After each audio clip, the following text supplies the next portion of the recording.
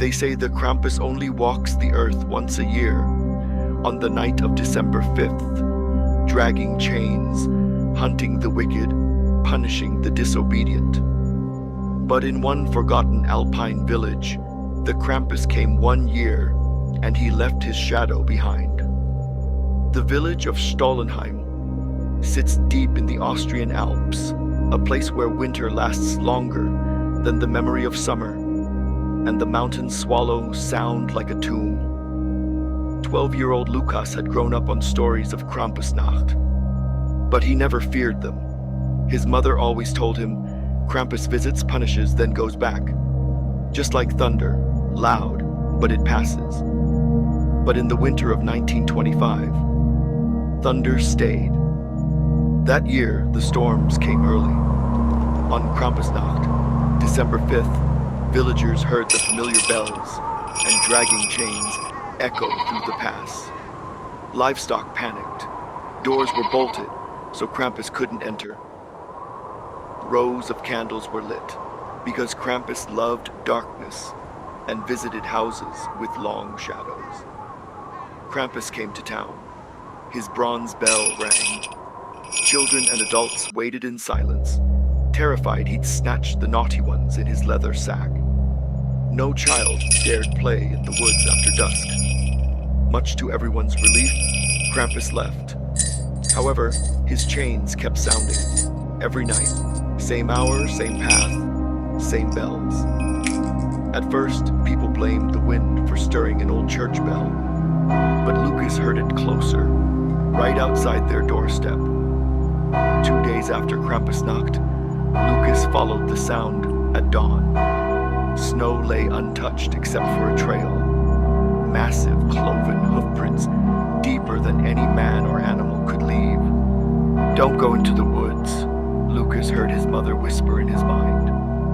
The prints led from the forest, past the village fountain, into the back alleys, and stopped at the home of old Frau Gertrude, the widowed herbalist. Her door was open, her fire still burning, and old Frau Gertrude sat in a corner, shivering with cold and terror.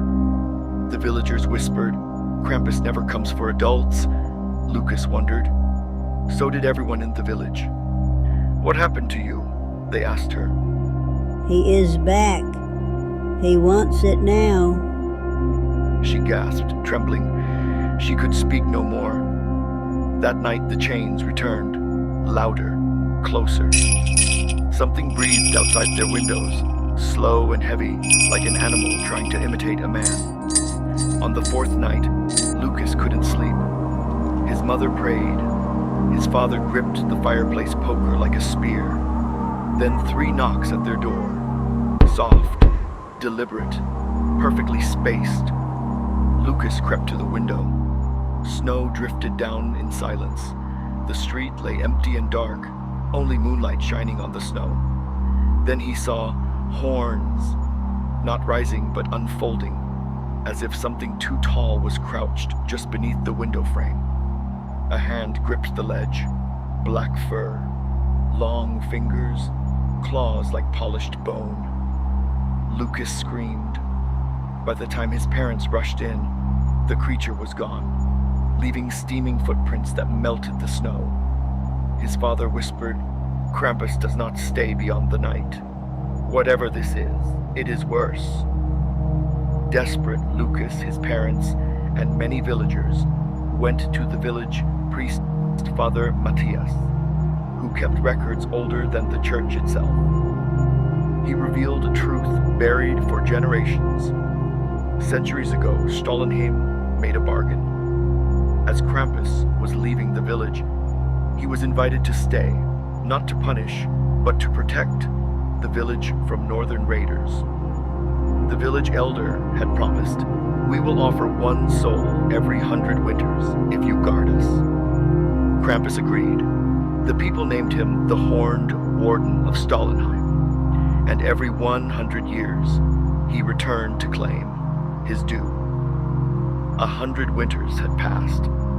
1925 was the year the debt was owed. Again. Krampus stayed behind, waiting for the village to uphold its side.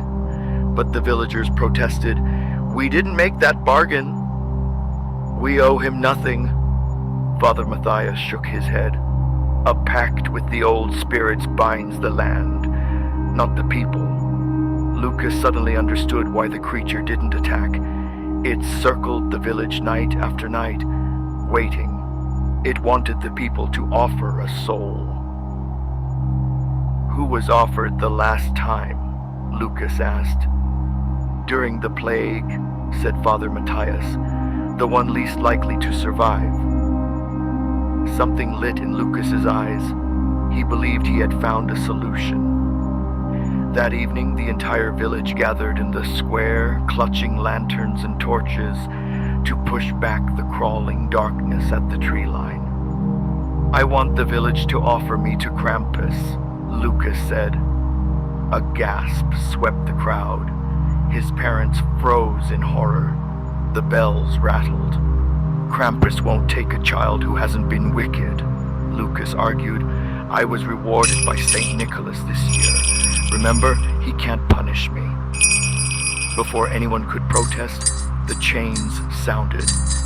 Krampus stepped into the lantern light, towering, horned, shadow steaming like smoke from a furnace. His eyes glowed like coals in a black hearth. Gasps filled the square. Krampus stepped forward and stopped. Lukas moved toward him. His voice trembled, but held steady. "Take me if you must, but leave Stollenheim alone." His mother sobbed. The horns dipped. The chains quieted. And for the first time, Krampus bowed. A clawed hand stretched from the dark. Lukas's mother cried, "Take me instead!" But the warden paused, tilted its massive head, snorted a broken, gravelly breath. Lukas stepped forward, terrified, trembling, but refusing to let the village suffer for ancient sins. The creature lifted him, wrapped him in its fur like a shroud, and carried him into the blizzard. The village mourned. No one knew whether to offer condolences or praise his bravery. One by one, they drifted back to their homes. When Lukas's parents returned, broken and exhausted, they saw a flicker of light through their window. Inside, Lukas stood on the porch, smiling. They froze. "He brought me home, Mother. He said the people of Stollenheim need no better guardian than me. He won't return for another soul, Father. The debt is paid." They embraced him, weeping with relief. That winter, the villagers carved Lukas's name into a stone beneath the old fountain, the boy who ended the debt. Every Krampusnacht after that, they lit 100 candles in gratitude. And though the bells echoed every December 5th, Stollenheim no longer feared. Krampus came and passed along the ridge each year, silent, watchful, keeping his word. Yet as decades rolled on, a chill lingered like frost on the windows. What will happen when another 100 winters pass? No one dared say it aloud, but everyone counted the snowfalls, waiting for the year 2025. If you like this story, please do not forget to hit the like button and subscribe for more.